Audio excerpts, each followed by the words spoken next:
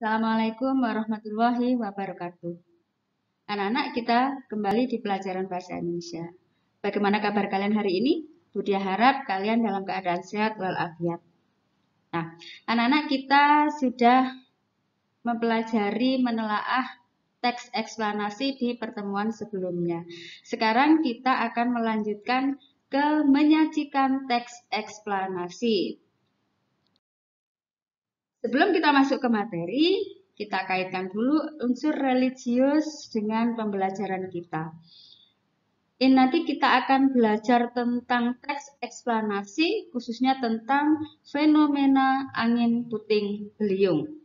Sehingga unsur religius yang berkaitan adalah seperti yang ada di surat Az-Zariyat ayat 41 sampai 42, yang artinya, dan juga pada kisah kaum Ad, ketika kami kirimkan kepada mereka angin yang membinasakan. Angin itu tidak membiarkan suatu apapun yang dilandanya, bahkan dijadikan seperti serbuk. Nah, itu anak-anak. Surat Az-Zariyat ayat 41 sampai 42. Nah, sebelum belajar, kita berdoa dulu. Bismillahirrahmanirrahim. Raditu billahi robba wa bil islami dina wa bi Muhammadin nabiyya wa rasula. Rabbi sidni ilma warzuqni fahma. Oke, kita masuk ke materi, yaitu tujuan pembelajaran.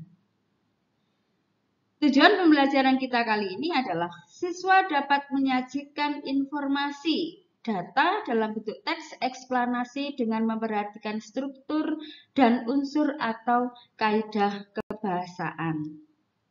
Itu tujuan pembelajaran kita kali ini. Kemudian, langkah-langkah yang harus kita lakukan dalam menyajikan teks eksplanasi ada 4. Yang pertama, yaitu menentukan tema dari teks eksplanasi yang akan kita buat. Yang kedua, mengumpulkan bahan tentang tema yang akan ditulis. Yang ketiga, membuat kerangka tulisan. Yang keempat, mengembangkan kerangka menjadi sebuah tulisan dengan beberapa cara. Ada 3 cara. Yang pertama, membuat penjelasan umum tentang peristiwa atau sesuatu. Yang kedua, membuat paragraf tentang bagaimana dan mengapa sesuatu itu terjadi. Dan yang ketiga, membuat paragraf simpulan. Sekarang kita lanjutkan ke langkah-langkah dalam menyajikan teks eksplanasi. Langkah yang pertama adalah menentukan tema dari teks eksplanasi yang akan kita buat. Kita coba untuk menentukan tema dahsyatnya angin puting beliung.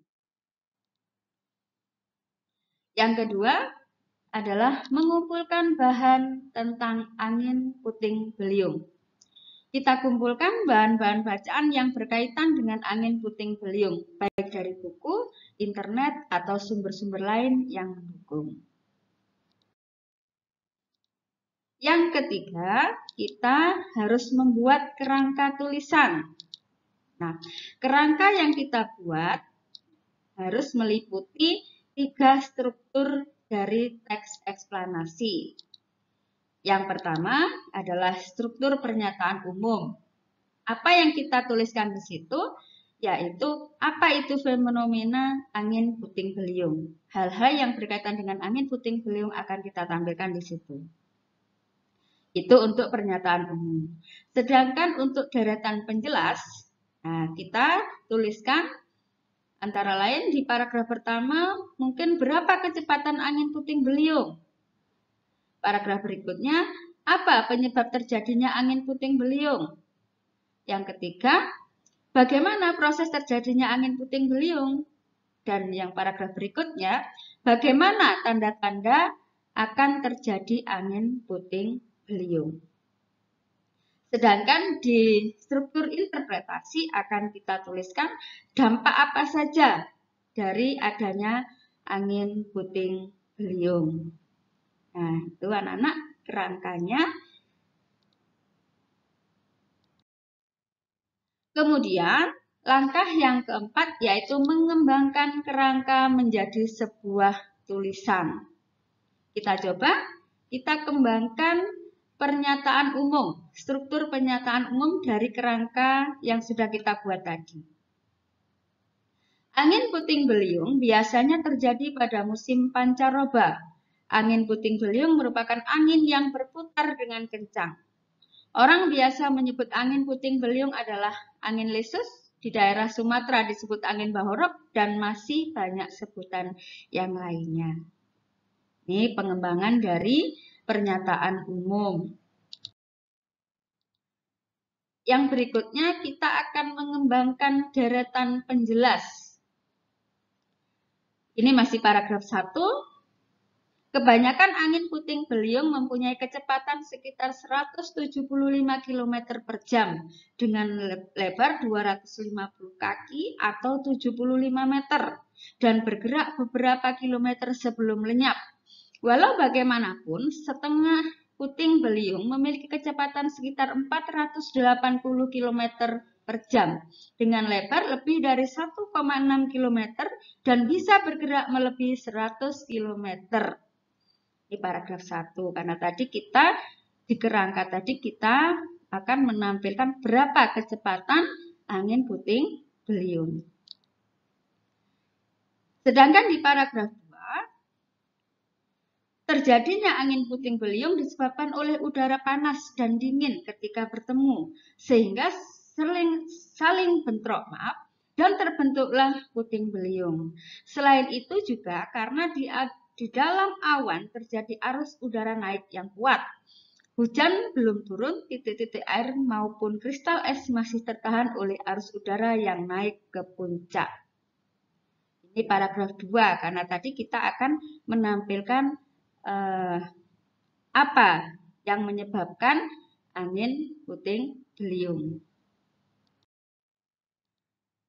Berikutnya, di paragraf 3, ketika siang hari, suhu udara memanas, pengap, dan awan hitam mengumpul akibat radiasi matahari. Awan tumbuh secara vertikal. Selanjutnya, di dalam awan tersebut terjadi pergolakan arus udara naik dan turun dengan kecepatan yang cukup tinggi. Arus udara yang turun dengan kecepatan yang tinggi menghembus ke permukaan bumi secara tiba-tiba dan berjalan secara acak.